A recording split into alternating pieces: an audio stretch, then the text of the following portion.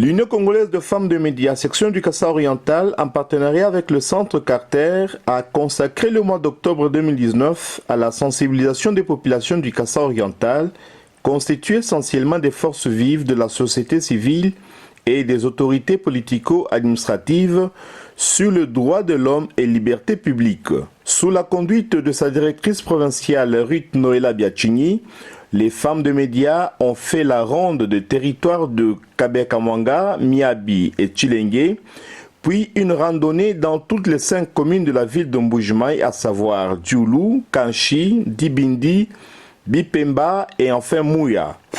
Un seul message fort a suffi, celui d'éveiller les hommes et les femmes à mieux connaître leurs droits et savoir les revendiquer en cas de violation par les moyens légaux reconnus par le texte juridique et loi du pays.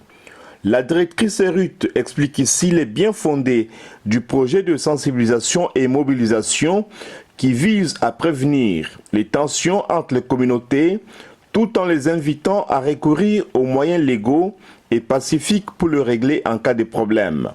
L'Union congolaise des femmes de médias, en sigle UCOFEM, section du Kasaï oriental, qui vous réunit ce jour à la Caritas, est une association sans but lucratif de droit congolais créée dans le but d'améliorer les conditions de travail de la femme dans et par les médias.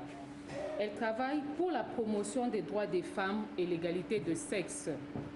Dans le cadre du projet sensibilisation et mobilisation de communautés sur les droits et les moyens de recours appropriés pour une meilleure protection et respect des droits de l'homme et liberté publique que UCOFEM exécute avec l'appui du Centre Carter dans les territoires du Kasaï oriental et les 5 communes de la ville de Mbuji-Mayi, ainsi que les 3 territoires, à savoir Kabeya-Kamwanga, Miabi et Tshilenge.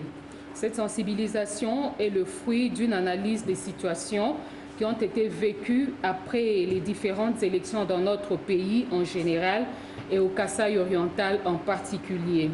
Cependant, au Kasaï oriental, malgré l'espoir suscité par l'alternance pacifique du pouvoir au sommet de l'État, la vague des actes de violence et d'intolérance politique a continué à alimenter toutes les manifestations et revendications publiques organisées spontanément par la population. Maître Justice Chamala Biaya, avocat au barreau de Mbuji-Mayi, facilitateur principal à toutes ces séances, a, à l'aide de textes juridiques internationaux ratifiés par la République démocratique du Congo et les lois nationales, il a su donc montrer à son audience l'importance de connaître ses droits et savoir comment les revendiquer lorsqu'on se sent lésé ou que l'on est victime de quelconque violation. Nous avons voulu que la communauté puisse connaître leurs droits. Nous avons parlé des notions générales sur le droit de l'homme. Nous avons aussi parlé des libertés publiques que la communauté est aussi appelée à connaître. Mais ce qui a été aussi très important, c'est à ce que lorsque il y a les libertés publiques qui sont violées et leurs droits sont violés, il y a des moyens pacifiques et légaux pour lesquels ces communautés doivent recourir pour revendiquer. On leur a demandé de ne pas revendiquer par des moyens de la force ou de violence.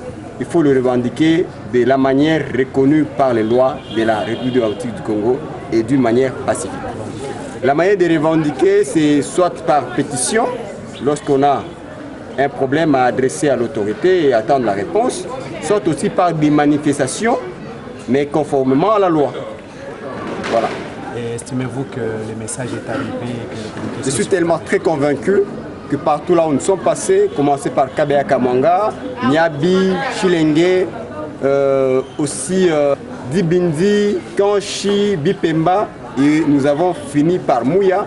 Personnellement, je suis convaincu que la communauté est informée et la communauté pourra exercer leurs droits et aussi défendre leurs droits d'une manière pacifique et aussi légale. C'est moi qui vous remercie.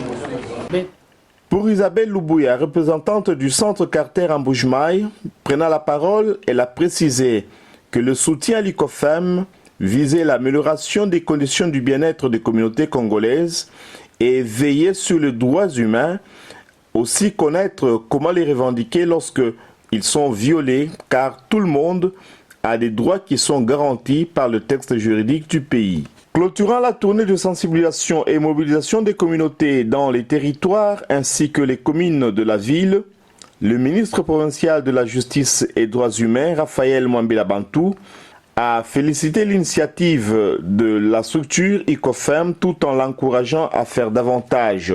Il a par ailleurs invité toute la population du Kasaï oriental à cultiver la paix et connaître ses droits par l'usage de moyens de recours appropriés pour mieux se protéger et non se faire justice comme dans une jungle.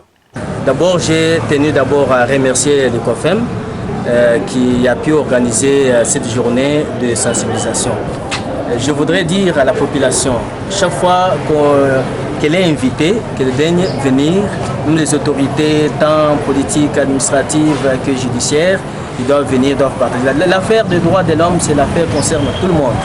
À la population, qu'ils sachent connaître leurs droits. Ils ne peuvent connaître leurs droits qu'à travers l'État lui-même, à travers les ONG, etc., qui sont en train, n'est-ce pas, de sensibiliser de manière que chaque citoyen, chaque population, donc chaque citoyen, n'est-ce pas, de cette province Kasaï orientale puisse connaître ses droits. Alors seulement on pourra prôner l'état des droits tel qu'on le dit partout, au marché, au champ, etc.